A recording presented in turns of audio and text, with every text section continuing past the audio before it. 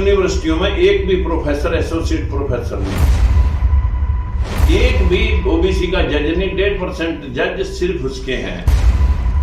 Cabinet के अंदर एक भी ओबीसी का कोई मंत्री कैबिनेट का नहीं है। 300 राजपूत जाते हैं, इनका एक भी नहीं है।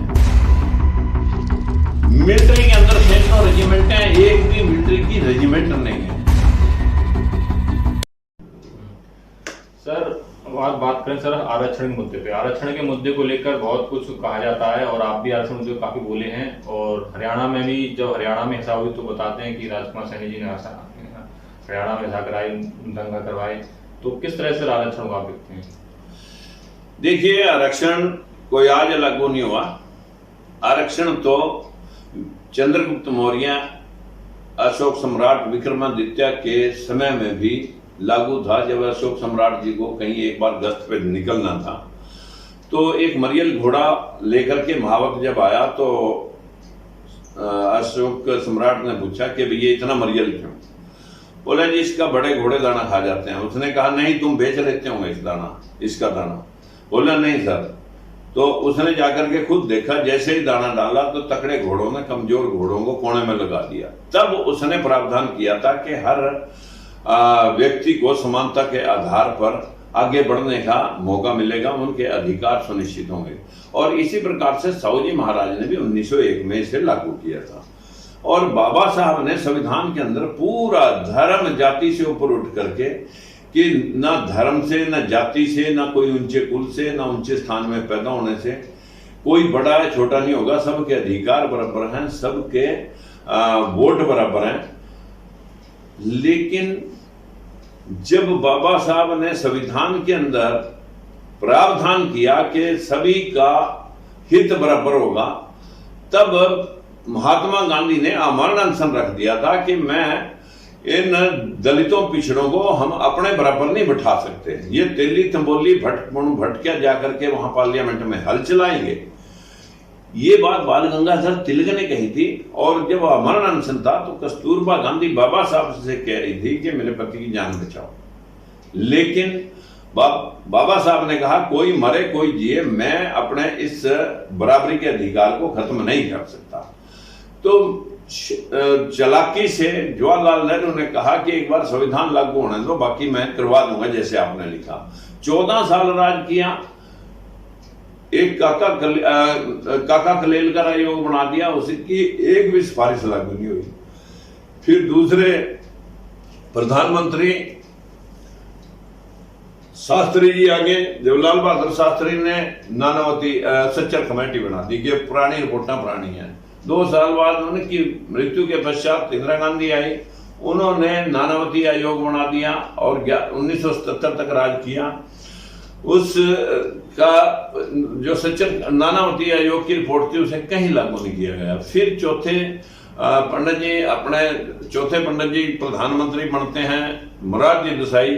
उसने मंडल कमीशन बनाकर और पिछली रिपोर्टों को जो है ना अनदेखा करके उसमें भी 52% जो ओबीसी है उसके हितों के लिए सुरक्षित स्थान की बात रखी गई। लेकिन उसको भी लिंगर ऑन किया। 2.5 साल के बाद वो सरकार चली गई और फिर इंदिरा गांधी आ गई। तब तो फिर किसने करना था? 7 अगस्त 1990 में वीपी सिंह ने इसको लागू किया और देवीलाल परिवार ने पूरा हरियाणा उप प्रधानमंत्री होते हुए पूरा तहस नहस कर दिया और पूरे हरियाणा में आगजनी हुई। और हमारे ही लोग वो गाड़ियां घोड़ों को जलाने वाले साथ लगा लिए कि भाई कहीं आरक्षण और जो है ना ऐसी लोगों को और दिया जा रहा है। उन्हें ये पता नहीं आरक्षण का दूसरा नाम है, वो लोग ऐसी समझते थे कि बिछमारों को दिया जा रहा है। अरे ये दलित और पिछड़ा जो है एक ही सुंदर समाज है, लेकिन इसमें हमारे लोगों को झूठा प्रमोट कर दिया चालाक लोगों ने। माड़ी को सैनी बना दिया, जीवर को कश्यप राजपूत बना दिया, लोहार को पंचाल बना दिया और खाती को शर्मा बना दिया। इसी प्रकार से नाई को ठाकुर बना दिया। ये झूठे प्रमोट कर दिए कि तुम इन नीच लोगों के साथ जुड़ोगे। तब से ये भटके हुए आज अपने आरक्षण से महरूम है।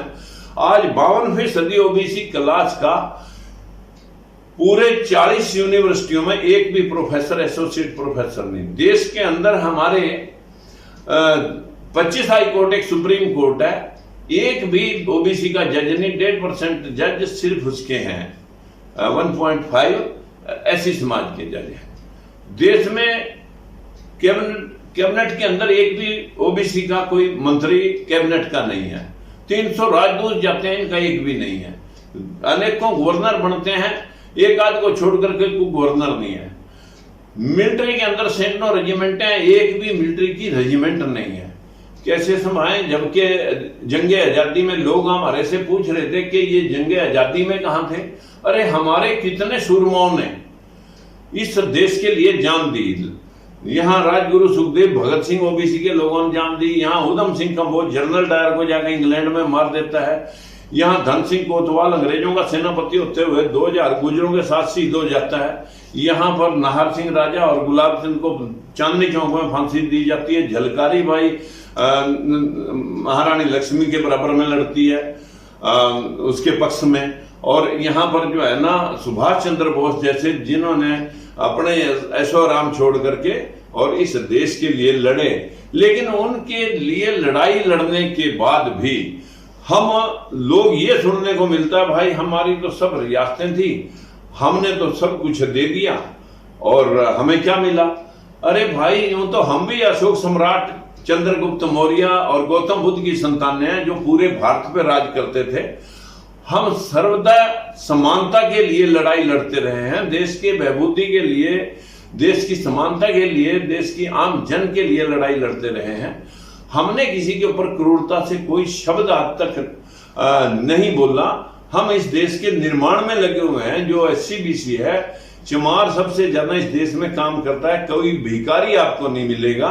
सड़कें, बिल्डिंगें, फैक्ट्रियां सब वो, खेती वही चला रहा है। सफाई कर्मचारी वही निम्न तबके के लोग कर रहे हैं। सब्जियां, दालें उगाने के लिए, दूध उगाने के लिए हमारे माली गुज्जर जो है ना, हमारे देश के बर्तन बनाने वाले लोग, कुम्हार लोहार जो है ना, वो सारा इस देश का निर्माण कर रहे हैं। लेकिन आपस में फंटे हुए होने की वजह से इसकी लीडरशिप वो पनपने नहीं देते। जितने भी लीडर हमारे SC/BC में पैदा हुए उन सबको यातनाएं झेलनी पड़ी, चाहे मायावती है, चाहे मुलायम सिंह है, और चाहे आपके सामने जो शिबू सोरेन जैसे लोग हैं, और आपको मालूम है चाहे वो कल्याण सिंह और चाहे दूसरे जो है ना हमारे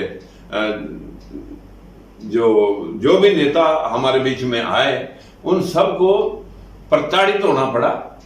बस मेरा इतना है कि हमें अपने देश में अपना हिस्सा चाहिए, आरक्षण नहीं, आरक्षण तुम ले जाओ, हमें हमारे हिस्से की बात करें, इसके लिए हम लड़ रहे हैं। आरक्षण तो बाबा साहब ने प्रावधान किया था कि हम लड़ नहीं सकते, इसलिए हमारा हिस्सा सुनिश्चित होना चाहिए, क्योंकि हम कमजोर हैं फाइनेंशियली तौर पे, हम संगठित नहीं है। जो समृद्ध लोग हैं वो संगठित हैं, पैसे के बलबूते से हमारे लोगों को खरीद फरोख्त कर लेते हैं। लेकिन एक दिन वो जरूर आएगा जब ये कमजोर तबका ज्यादा हैंड टू माउथ हो जाएगा, ज्यादा भिखारी बन जाएगा, ये अपने आप तब इकट्ठे हो जाएंगे। ये हमारा मानना। मतलब आपका कहने मतलब आरक्षण आपका अधिकार है, वो आरक्षण हमारा हिस्सा सुनिश्चित किया हुआ है, जिससे हम अभी महरूम हैं। संविधान लागू नहीं हुआ है, संविधान को तो उठा करके एक अलमारी में बंद कर रखा है। सिर्फ नौटंकी हो रही है संविधान के नाम पर।